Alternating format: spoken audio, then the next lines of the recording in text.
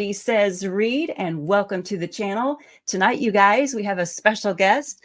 This is Dacre Stoker of Dracula fame. Maybe start with the Nosferatu and how Florence had to deal with Nosferatu and the copyright around that. Can you kind of walk my audience through that a little bit? Yeah, so when we had met last at Imaginarium, I had recently, with the help of my son, because it's nice to pull in a PhD student candidate to help, but also to help him better understand the research that I do into our family, because soon he'll inherit all of that. And so we've done a lot of research into this whole Nosferatu thing, and to spare you all the details, I'll give you sort of the good stuff here. But Scream magazine from, I can't remember actually now, months ago, around the time of Imaginarium last year, that came out with our very detailed article about how Florence Stoker had to convince the Independent Society of Authors that her husband was a member of to defend her against the first book to film copyright infringement, 1922. So it kind of makes sense when you think movies were not that old back in those days, and this was the first infringement. There was actually a film earlier that Prana Films did pirate, but nobody caught them. So this one, Florence did catch them on, and over 2.5 years, I have seen the letters. They exist in the British Museum Library between Mrs. Stoker, the Independent Society of Authors, the German lawyer that they hired, reporting on what's going on. I have a friend over in Germany who was doing a similar thing because he was fascinated with how this worked. He has not been able to find any letters or court records. He thinks they were all destroyed in the bombings and fires, like so many other things in London too. So I don't think we're going to find, if Holger Mandel can't find it, I don't think it exists. So we don't get the side of, why did Prana Films think they could get away with it, even though they said in their promotional material, freely adapted from Bram Stoker's Dracula, when they never even approached Florence Stoker. She didn't turn down a deal. They never even asked for the ability to buy a license for the rights. So they just went ahead and did it. And it did take 2.5 years to shut them down, or shut that down. And when the German judge ruled in their favor, and we're starting to discuss restitution, Prana Films declared bankruptcy, so there was no money to be paid to anybody, and the Independent Society of Authors was not very keen, and so the German court ordered the film to be destroyed. Because they found out there were other films that had already been put out, other copies in different countries, and that was a big conundrum for Mrs. Stoker and Independent Society of Authors, because it's like, you mean we now have to go and fight battles like this and find them and then stop them and have them destroyed in all these other countries? And the Independent Society of Authors said, no, we just can't do that. So the good thing is, Mrs. Stoker prevailed. Her husband was a legal guy, theater manager, knew all the ins and outs of copyright and so on. He protected it properly with all the right stage readings and the certificates. She established legal precedent that had to be done for other authors. But the good thing is really that film lives on. And it lives on in many different iterations, remastering and film and music scores. And apparently there is yet another version coming out very soon. I think it's Robert or Bob Eggers that's directed a new version with one of the Skarsgård brothers, being Count Orlok. So you can tell I'm not a great movie guy. I love going to them, but I don't know everything like the back of my hand on films. But I'm looking forward to seeing it, and I'm glad that it did survive. And Florence Stoker, it would have been nice if she picked up some money from this. But listen, she did all right, Sandy, when it came to the sale, because Bram protected the dramatic rights, the stage rights from the novel to the stage, and also that same stage rights that she sold to Hamilton Dean and John Balderston. She profited when that was sold to Universal Films in 1931. So she got a good deal in 1924, 1931, the first film. So she did all right. So it's not like she was suffering with Bram, who had died in 1912. I would say that that Bram left, like you say, room. He left room for that character to be just investigated, room for that character to blossom, really. And I mean, you could say some people have done a better job than others, you know, in modern times, but each time that you see a vampire film or a vampire book come out, I'm intrigued. I want to see, okay, what have they done with the character now? I want to see what each person has done. I want to see their interpretation of the character. And, you know, if I'm not excited about the way that author has interpreted it, okay, fine, I can set that aside. But some people, they just do a magnificent job of how they interpret the character. And I enjoy that. Yeah. I'm so glad you said that, because I'm glad you said that, because the vampire is a myth that's gone back in history hundreds and hundreds of years all over the world.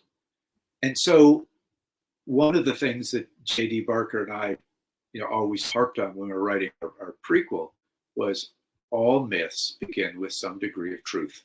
I'm not sure who originated that. We didn't, but we used that.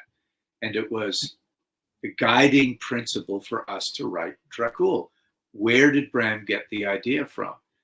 And we did a lot of research, and we had more access than Bram did, but all these Eastern European, Scandinavian, you know, Far East, South America, they've all got versions of blood-sucking creature or life-taking forms or belief in that something to do with supernatural, of a soul not at rest that's coming back to haunt or mischievous or something. So there is lots of room for that, as we just said, but it gives people an opportunity to stray from potentially Bram Stoker's tropes and say, well, oh, your vampire can do this. What's that based on? Well, that's based on the vampire belief in Greece or Italy or France. What are these vampires able to do? And it's not like, oh, that's wrong, because it's not like Bram Stoker's Dracula.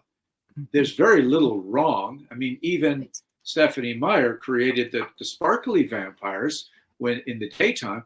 It's not wrong. It's just not, some people didn't like it because it wasn't sort of hardcore badass enough. But it was her interpretation of what the vampires could do during the day. Whereas in Nosferatu, the vampire is destroyed in daylight. And Bram Stoker, he was simply lost his power. He was only had the power of a normal mortal. And everybody does something a little bit different with that, how they're killed, how they, kind of change others, how they proliferate, that whole process. So it really is a rich with folklore, which gives lots of avenues to play in literature.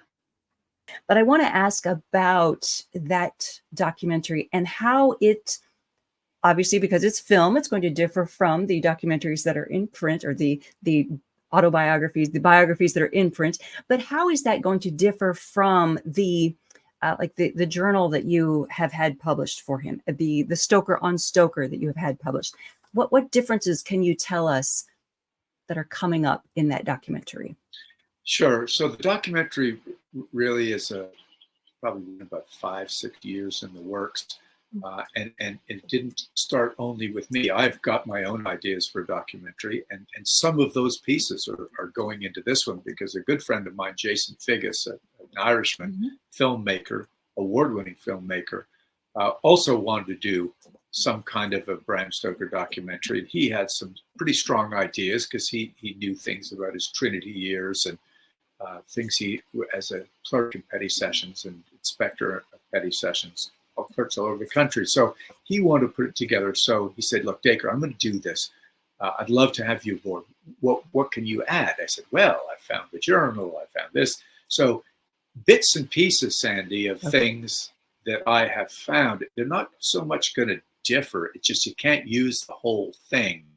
You know, when you publish a book and you got all kinds of good stuff, you got to cherry pick the pieces from that and insert it. John West, who was the guy that wrote all the stuff that I it's like I handed him all these thoughts, like I do when I work with a co-author. You know, here's characterization of Bram. Here's some really interesting facets of his life. Trinity, the stage, as a clerk, in his writing, in Cruden Bay, boom, boom, boom. So then John figures out how should this flow as a screenwriter, and are we going to tell the story chronologically? Are we going to tell it based on when he started writing his first book and when he finally got to Dracula? Is it going to be just Dracula? Well, the name kind of gives you a hint, father of Dracula. So it's going to have a lot of things in it that occurred in Bram Stoker's life that we believe had an influence on his writing of Dracula.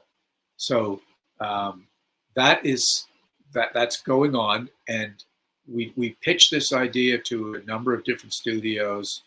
Nobody really bit, and they bit in ways that we didn't like. So it could have been sold, but we just didn't want to go the way they wanted. So we say, you know what, heck with it. We're going to do it our way, and that is collecting footage based on a videographer friend of mine that comes with me to places because he's equally as crazed as I am about getting the story right. Colin Hamilton, who's an Irishman, but he lives in Romania. He was a Sky TV videographer. And wherever I go that he can get to reasonably, he just comes along and shoots video and interviews and so on. Well, we put that all together in a massive file and sent it off to Jason. Hey, can you use some of this stuff? Yeah, I can use this. So it's basically me, Jason, John West, and Colin Hamilton putting this together. And the only thing we need is some money to pay for a high-end studio for editing. You know, you know, all the travel is done, all the video is done, the writing is done. I even narrated the thing with a pretty good microphone that I bought. We just now need to sort of get over the finish line with this Indiegogo campaign, Father of Dracula, to raise, I think, $20,000 to get Jason a week's long time in a very high-end studio to blend this all together, put effects, put music, and all that good stuff. Okay. Tell us what's next for you. I mean, obviously we have the documentary that you're working on. Have you already done the narration for it? Is that already complete? Yeah. Oh, okay, that's been done about a year ago, actually. Okay. Done and dusted, and we did about 3 different versions. So I don't think we have to go back again because there's really, I mean, I might find new stuff. But if it does, that'll go in the next one. So we're good. Got it. But, Part 2. Okay. From a literary standpoint, I've actually got 3 books in the works with 3 different co-authors.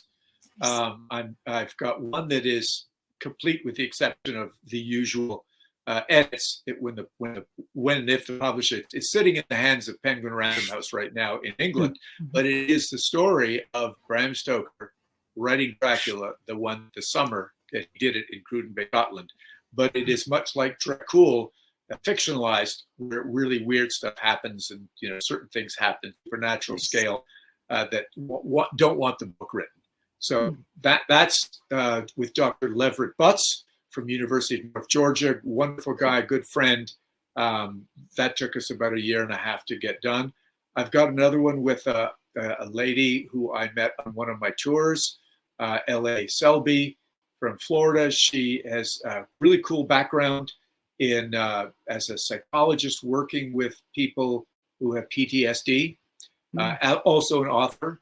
But when we started talking and hitting it off, me, her, and her husband, it's like they really liked my idea. And the way I don't share these ideas with everybody. Normally they got to sign an NDA, but I felt this was going to happen. She really wanted to. So we sketched out one on a little scrap piece of paper. But it was basically a sort of psychological horror thriller about Mina Harker and what was going on in her head as a result of the blood exchange with Dracula and that mesmerism that was going on. Dude, you gave me goosebumps. That's awesome. Oh, cool. That's really great. Oh, I look forward to that. She's the perfect person to help me write it because she really knows about all that. And my premise is, we don't know much about Mina Harker, as we don't know much about the origins of all the characters.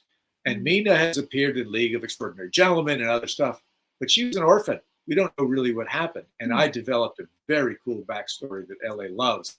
And I can't tell you all this now, Nice. but it's like this is coming into play. What happens if Nina isn't everything that we thought she was? And if she's got stuff going on in her head because of the mesmerism thing. And the third one is with a co-author that I met at Imaginarium, John Polisano, who used to be the head of the horror writers. We become really good friends, and I felt I could confide in him and say, John, I'm not going to be able to write this, but I've got some very strong ideas about my first non-vampire story. And it is a story that, again, a number of things happened to me over my years of fly fishing. I was a guide. I owned a store. I have led people on trips. I've been to faraway places. I've had weird stuff happen, but never quite as strange as this one thing that happened to me and a buddy when everything went wrong. And I'll just say this. If any of your listeners have ever been guided by anybody, and I say that, I mean, it's almost the feeling like you're at a hairdresser and you're vulnerable. They just fix my hair, whatever you want. Or I'm out hunting, take me where to go, middle of nowhere. I sign up, we go hunting for birds or something, and I'm entrusting this guy to make it safe, make it fun, make me back alive. Same thing on a 1 week trip in the middle of nowhere in Alaska, down the river, float trip with a number of people. And in this case, a lot of things go wrong, terribly wrong.